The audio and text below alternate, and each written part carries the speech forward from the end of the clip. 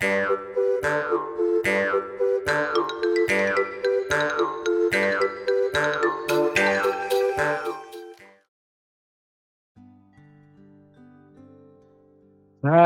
are you doing? Doing good, thanks. How about you two? Good. Thanks for helping support the show. And this is our first one back. You're the first to pitch of this new era. So we're fresh. I'm ready to listen. What are we talking about? Do you just want to get into it or what? Sure thing. Cool. I will just ask beforehand. Probably a silly question. You guys are okay with this being recorded, I assume? 100%. Yeah. Thanks for asking. It's not a silly question at all. Yeah, it's a very nice question to ask. But yes, absolutely. Go ahead. Okay, grand. Then I'll share my screen right now. Okay. Yeah, so you guys can see that? I did still have the screen say that this is being recorded? Yeah. Alright, grand. Yeah. Okay, so then in that case, this is my pitch on Roxas from Kingdom Hearts versus Axel from Mega Man X. Oh. Rock's ass. Okay, so I'll just abridge this quickly just for time, but any more details you can just look at the slide there. So Roxas is the nobody of Sora, which in Kingdom Hearts terms essentially means when Sora died in the first game, his heart became a heartless for like 5 minutes, but his body became a nobody, essentially just an empty shell, just walking around without a heart. Roxas was recruited into the villainous Organization 13 since they took interest in the fact that he had the ability to wield the Keyblade, allowing him to gather hearts. He eventually found a life for himself here and made friends in form of Axel and Xion, but he eventually dipped when he grew frustrated with being kept in the dark, both on his and Xion's connection to Sora, and also from the organization's true agenda in service to Master Xehanort. So Xion eventually sacrificed herself in a fight with Roxas to disrupt the organization's plans. Didn't work. Roxas still wanted answers, which led to him being captured by Sora's friend Riku. And then he was eventually assimilated back into Sora, had a fight with Sora in his heart out of frustration, but eventually allowed Sora to get the reins to defeat the organization, and was called back to help in the Keyblade War later down the line. Axel then. Axel is a first-generation Reploid, or a new generation Reploid, I should say, which in Mega Man X terms, he's an android replicated from the DNA of Mega Man X, just with more advanced tech. In this case, the copy chip, which gives him the ability to transform into whatever Maverick he defeated and copied the DNA of, which the vigilante group Red Alert took interest in and took him on. Predictably, Axel eventually hightailed it out of there when he started realizing just how violent Red Alert was getting until he was captured by the Maverick Hunter Zero. It's revealed later that Red Alert became increasingly violent because of the work of the main antagonist Sigma, who also blackmailed Red into getting Axel back because he valued the copy chip that much, even after Red effectively turned the other way while Axel ran away. So Red dies in a fight with Axel. Axel lays waste to Sigma by tricking him disguised as Red, and he joins the Maverick Hunters to help fight in the Maverick Wars and essentially find a new family for himself. So, as for how the two fight, Roxas is the rare Keyblade wielder who specializes in two Keyblades at once, gives him a more elaborate combo game, but also allows him to use various forms of magic, with his main specialty being light magic, so he can do everything from turn into a beam of light while moving, fire balls of light, manipulate pillars of light, and he can also do other things like glide through the air, self-heal, and amplify his abilities when low on health with limit breaks. Axel's a bit more elaborate. His main weapon is dual pistols, but he also has a bunch of different other guns and weapons that he gets from fallen Mavericks. But his main claim to fame is his copy chip, which isn't just limited in transformation to robots of the same build. He can do everything from turn into like robotic bobcats, birds, even like sea life like nautiluses or seahorses, that kind of thing. And he also has other things like the ability to hover and a couple of super forms that can do anything from boosting his speed to making him invisible and invulnerable to damage for a time. So, as for what this matchup offers dynamic-wise, it's rare that we get an episode where both characters like specialize in dual wielding, and even rarer that it's a dual wielding swordsman versus a dual wielding gunslinger. Given that both series are like known for their very fast and acrobatic gameplay that overlaps with just how flashy both characters are, that already makes for a cool dynamic in my opinion, especially with how Roxas's magic and Axel's like short range transformations let you get a bit more flexible in their preferred ranges. So as for like specific draws to the dynamic that I really like, Kingdom Hearts characters are like very well known for just how many fights they have where they're scaling everything from large towers to even entire mountains, with one of the most iconic being Roxas' fight with Riku in The World That Never Was, where, as you can see in the GIF, he's doing just that, running up the side of a tower. Mm-hmm. And one of the most defining features of Mega Man X over other Mega Man series, especially the classic series, is your ability to dash and scale walls with ease, which allows for like very vertically oriented level design. Love that. Yeah. Yeah, so you get a fight where both characters can essentially just defy gravity, fight on the side of a building. Just this very kinetic aerial combat across a whole cityscape in a similar vein to episodes like Spider-Man vs. Deku. And you have Kingdom Hearts characters like very famously slicing buildings apart like they're not even there, which can help make the playing field a bit more interesting by changing the gravity of the battlefield when it's hacked in half. So I did a couple of animatics to kind of showcase some ideas I had in that regard. So stuff like, say, Roxas running up the side of a building as a beam of light while dodging Axel's shots. The two just kind of fighting on the side of a building, jumping off it, hovering, all that. And Roxas slicing a building apart. And another draw to that dynamic I really like is how one of the defining features of Kingdom Hearts 2's combat is the reaction commands, which gives every boss fight a unique interaction, whether it be a scripted sequence or even using the environment or the boss's power to get a leg up on them. And it's one of the reasons why Cage 2 is so beloved, because of just how unique every boss fight is because of these.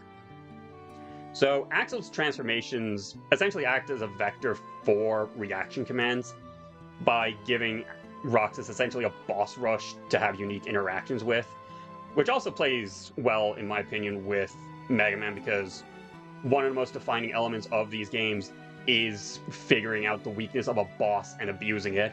And it's also just a very natural way, in my opinion, to integrate game UI into the animation.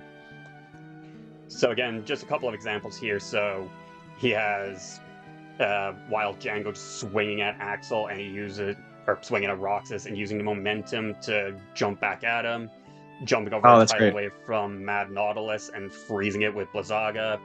Incentus launching its fists at Roxas and he jumps over them, that kind of thing. That's it for some other miscellaneous perks.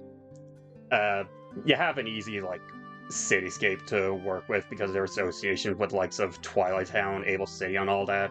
Not just for a cool backdrop, but just a way to very naturally integrate their acrobatic fighting styles.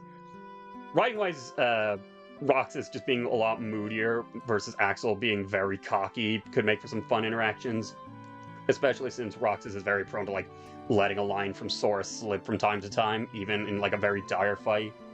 And of course, Kingdom Hearts and Mega Man music, you can't really go wrong with that combination. Definitely not. Yeah, my friend B did a track cover for that graciously. And then as an actual episode, there's the obvious perks of like, you get one of the most popular Kingdom Hearts characters in, you get to shine a light on a character from Mega Man X that, at least in my opinion, I think kind of deserves more love than he gets, especially from Capcom. But especially, both these characters do overlap with like some very highly requested and popular matchups for both series. So you have like Palpatine versus Xehanort and X versus Optimus Primal, which both got very far in the Tournament of Champions. Meta Knight got very far in the Champions Island, and his two most popular ideas are Riku and Zero.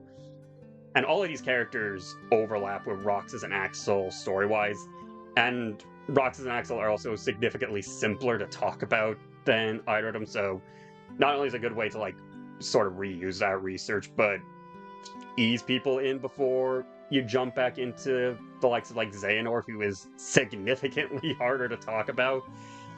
And considering both these series have been absent from the show for over half a decade and have new, hotly anticipated installments on the horizon, I think it'd be a very natural way to get both back on. Personally, anyhow. Yeah. And then this is just like a highlight reel for like some artwork and thumbnails that me and my friends have done for this matchup. So shout out to all of them. And awesome. Yeah, that's essentially it. So if there's anything you want to ask me, I guess. This is a really well thought out pitch. You've obviously put effort into. It's very good. You said a lot of things. The thing I love the most. Sorry, go Sam. No, you to go. The thing I love the most about it is your idea about the climbing up buildings and walls and sliding off of that. That's not something I immediately thought of with these two characters, but it's totally true. Like there's all of that like acrobatics in Kingdom Hearts cutscenes, and there's that the wall slide mechanic in Mega Man. I think that's a really good way to make this give it a unique setting. We did something a little bit like that in Raiden versus Warframe guy. Excalibur, yeah. With the sliding off of walls, and I think we could expand on it like that. Just have that sort of be the fight setting is like a bunch of buildings and not the ground. For some reason, I really love that you added these like little animatic GIFs to kind of like get an idea of what's But you had one of them specifically kind of about that movement. And it made me, I don't know why, but I saw it and I was like, they should be going up like a suspension bridge, and that is playing the chords of the track. And now I just really want to do that because like it kind of looked like that in the GIF, and I was like, that would be so sick to play a suspension bridge like an instrument with all the like kind of verticality. Anyways, yeah, man, I don't know. I am a really big Mega Man X fan when we're talking about like 1 through 5. But I haven't played any of Axel's Mega Man X's, and this definitely makes me want to. And I think Roxas is, you're right, a great character to bring in. We're going to do Kingdom Hearts again, as Liam will say every time he rocks ass, so seems like a good one. 2D, 3D, like what did you have in your mind? I think it kind of works in either regard. 3D would make sense considering like Axel did debut in the first and kind of only proper 3D Mega Man X game, but sprites I think would also kind of allow you to better sell that kind of kinetic flow to it, especially with like hand-drawn elements. But at the same time, there was also like, as I mentioned earlier, Spider-Man versus Deku, where that was 3D and you still got to like really play around with how free-flowing it was.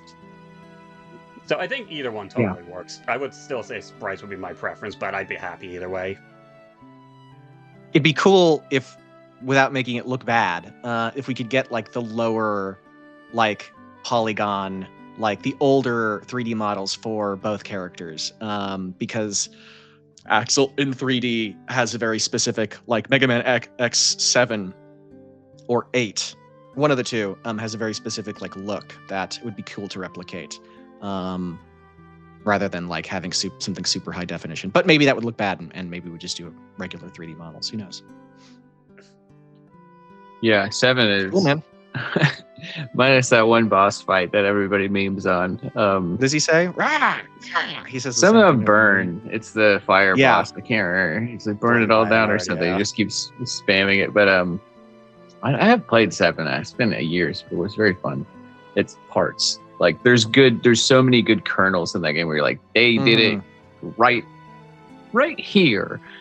Don't look over here. But Axel's cool. Yeah. Great pitch. I like it a lot. I don't know what else to say. Hear. Thank you. It's really good. Yeah. Thank you. Appreciate you supporting the show. If you can send this, especially this, if you want this, I don't know if this is a Google slide or if you're sharing a PowerPoint, but if it's a slide, okay. Well, if you could, if you wanted to share it with the Death Battle KS at Gmail that you've been communicating with, we love to keep them if we're going to look back on them, like when,